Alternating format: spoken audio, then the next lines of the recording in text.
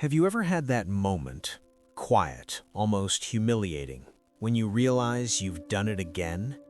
Not because you made the same mistake, because you returned to the same room. Different face, different voice, different biography, same emotional architecture. You meet someone and something in you leans forward.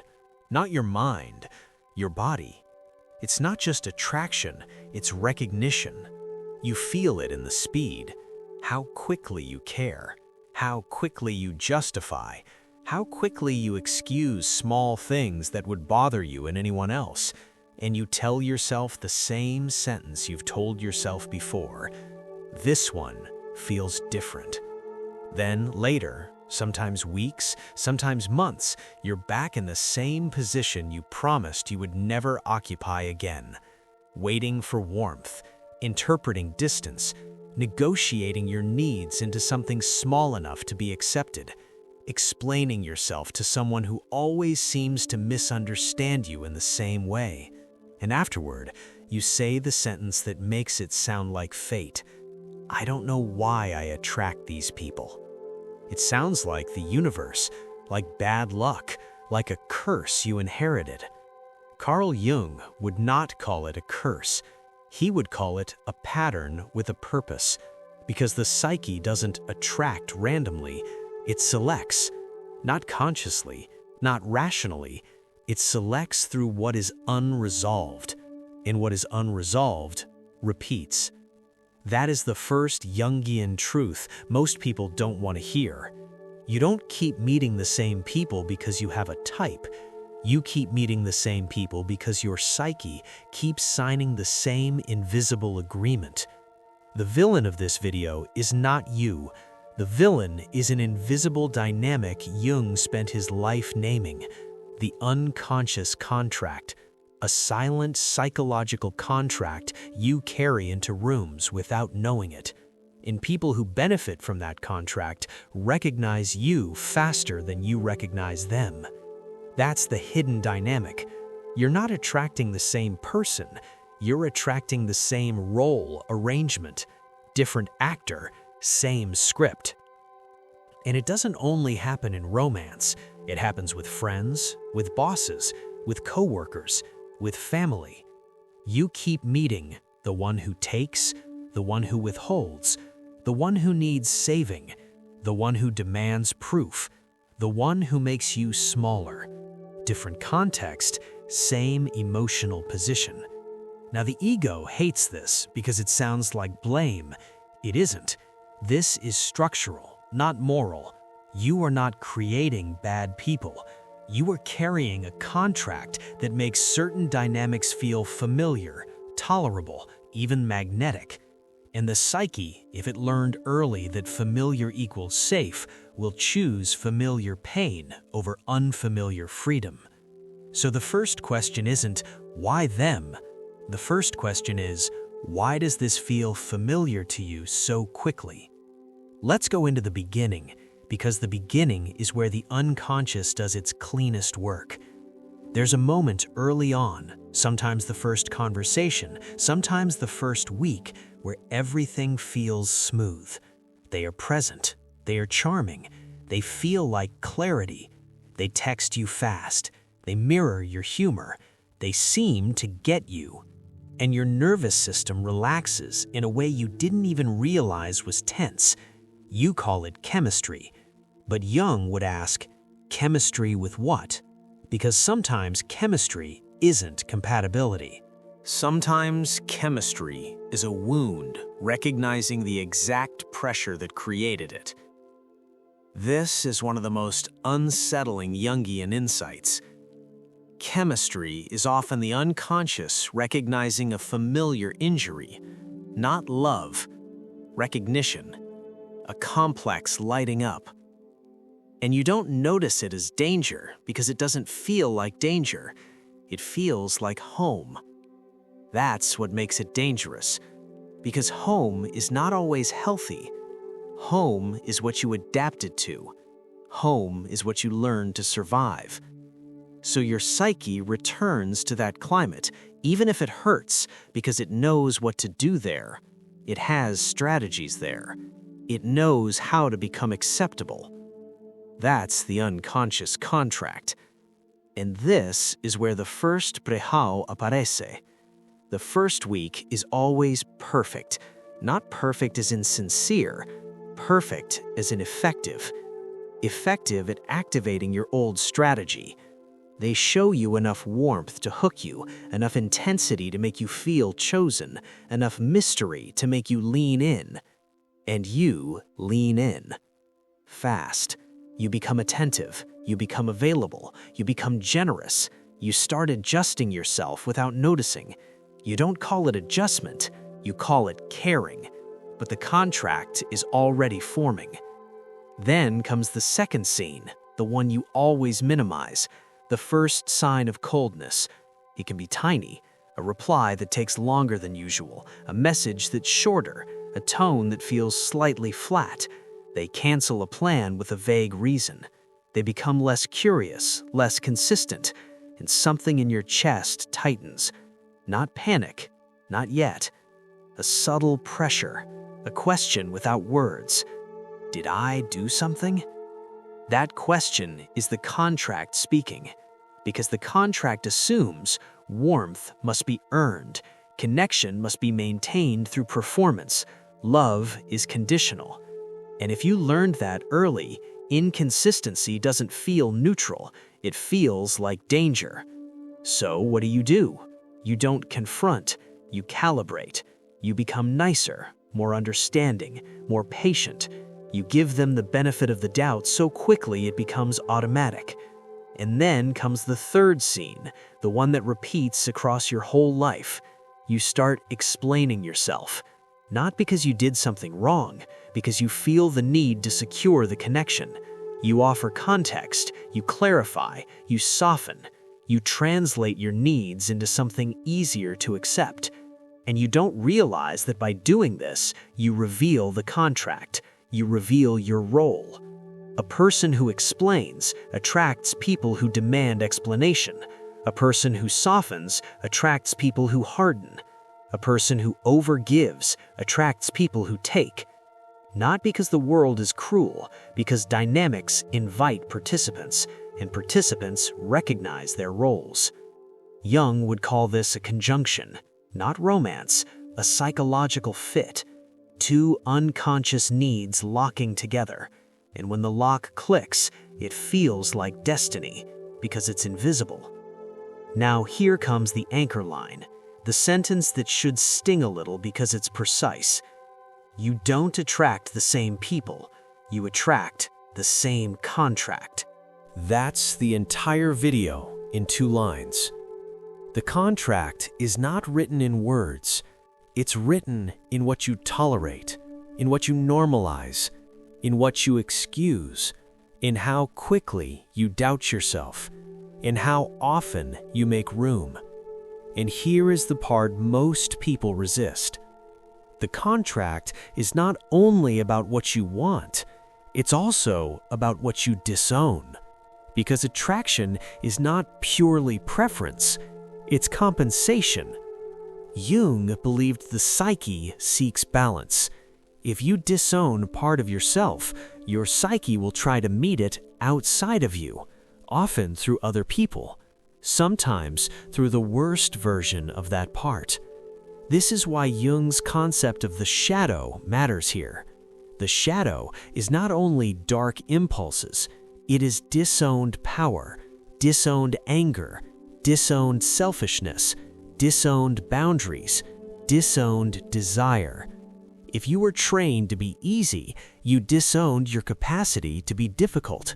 If you were trained to be good, you disowned your capacity to say no.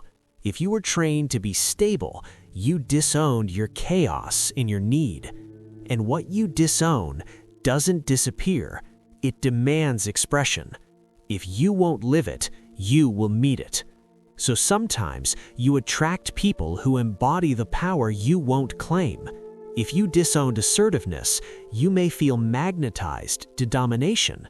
If you disowned anger, you may feel pulled to someone who carries anger openly. If you disowned selfishness, you may end up with someone entitled, and you call it strong personality. You call it confidence. But what you're often meeting is your own disowned power, externalized and distorted. This is why the person feels both magnetic and threatening, because they carry something that belongs to you. And this creates a specific kind of addiction. You feel alive around them, not because they are safe, because they activate the underdeveloped part. Jung would say the unconscious is trying to balance you, but balance through another person is unstable. It becomes dependence. You start needing the other person to carry your missing part. Independence keeps the pattern repeating because you haven't integrated what you outsourced. So even if you leave them, the contract remains, and the contract will find a new actor. This is why the pattern survives choosing better. You can choose a different person on paper, different values, different lifestyle, different background. But if your unconscious contract stays the same, you will recreate the same dynamic, because the dynamic is not only in the other person, it is in the relationship between your posture and theirs. The posture is what's consistent. So what is posture? Posture is how your nervous system positions you in connection. Do you become the rescuer, the performer, the caretaker, the apologizer, the one who waits?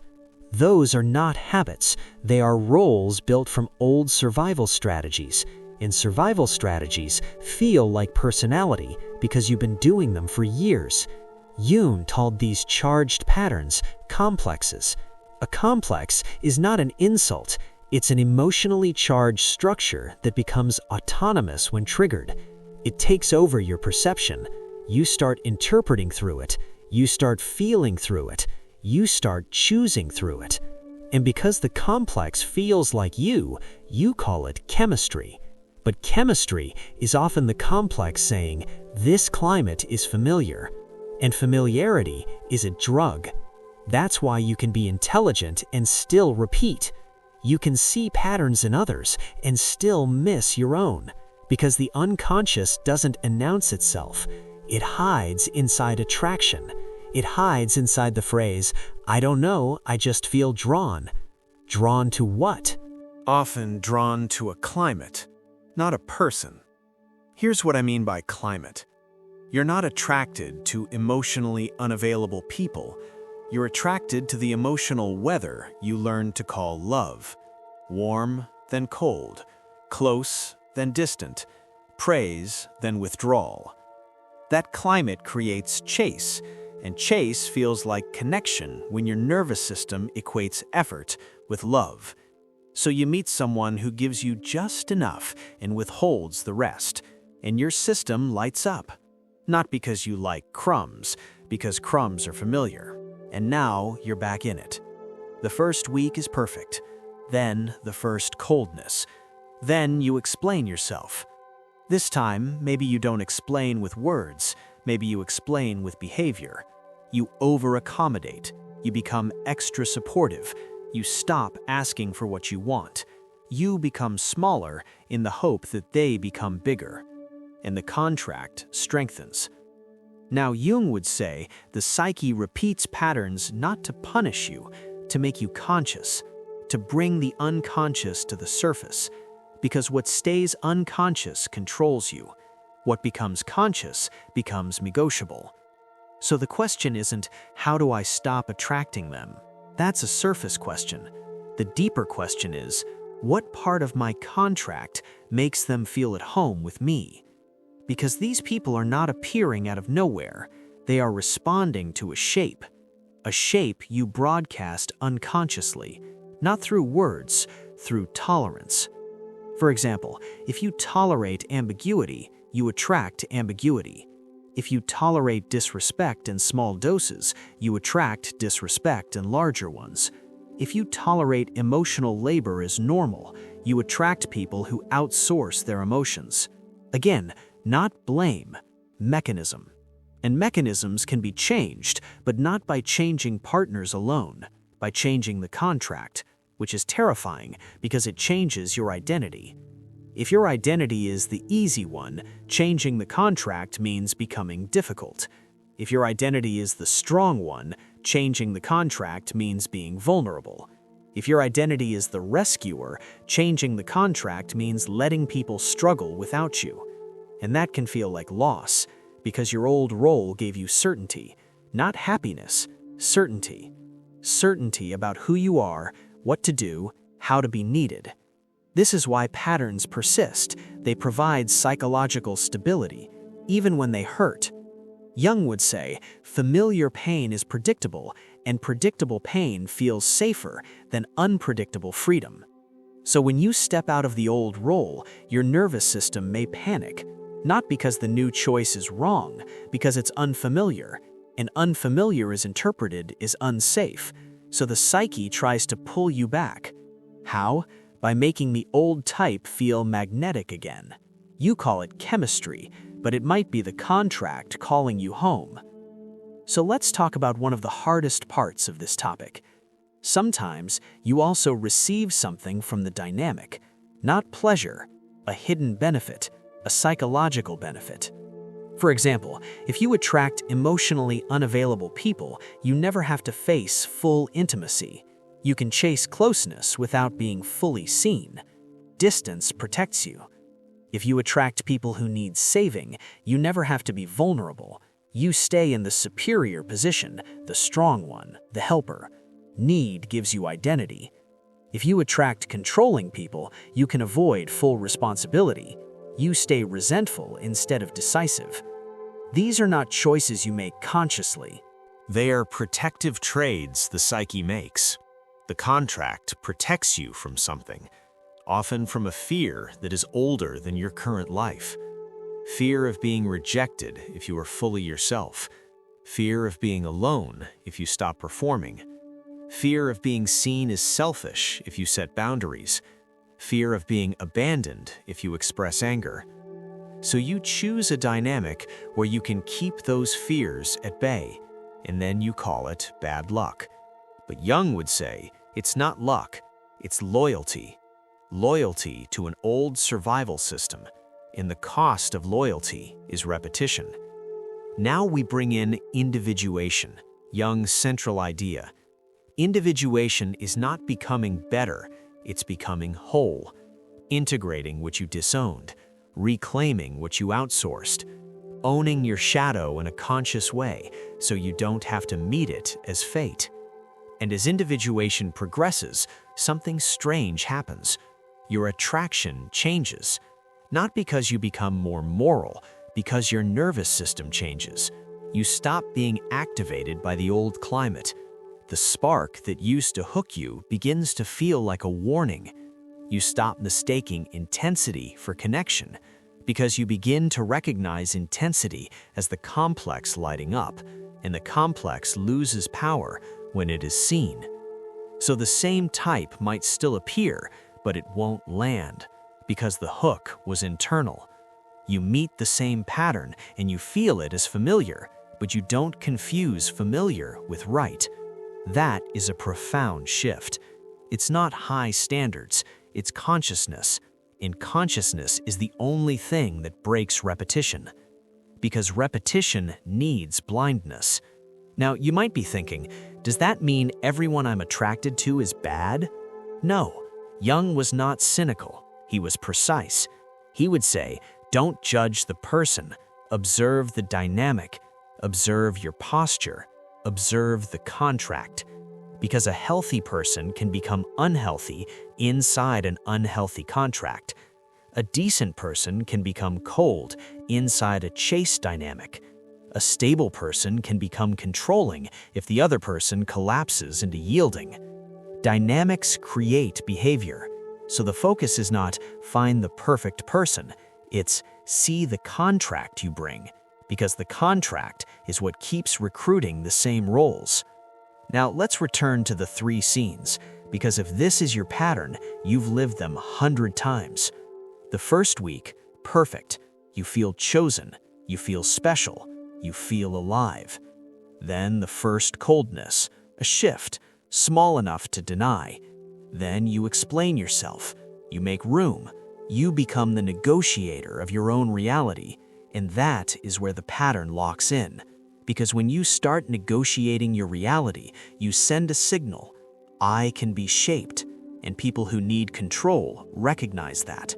When you start earning warmth, you send a signal. I will chase, and people who avoid intimacy recognize that. When you start rescuing, you send a signal. I will carry, and people who want relief recognize that. You don't need words. The contract is written in your compliance. Again, not blame, it's conditioning. You learned this somewhere, and the psyche keeps repeating it because it wants you to see it. Because the moment you can say, this is my contract, the spell weakens, not instantly, but permanently. So here is the reveal. If you keep attracting the same people, it's not because the world is full of them, it's because your contract keeps finding them.